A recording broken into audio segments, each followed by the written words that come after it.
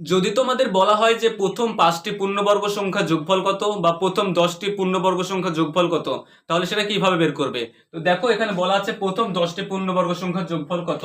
তো এটা বের করার জন্য তোমাদের একটা সূত্র মনে রাখতে হবে, সেটা হচ্ছে n into n plus one into 2n plus one by 6।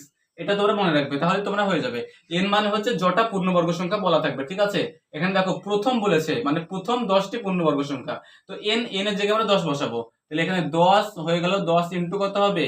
N মানে 10 প্লাস 1 ইন্টু 2n মানে 2 গুণিত 10 যোগ 1, এটাকে 6 দিয়ে ভাগ করে দিতে হবে। তাহলে কত হচ্ছে দেখো, এখানে 10 গুণিত, এখানে 10 আর একে 11, 10 গুণিত 11 গুণিত কত হচ্ছে 2, 10 দুগুণে 20 আর একে 21, তাহলে এখানে 21 দাঁড়াচ্ছে।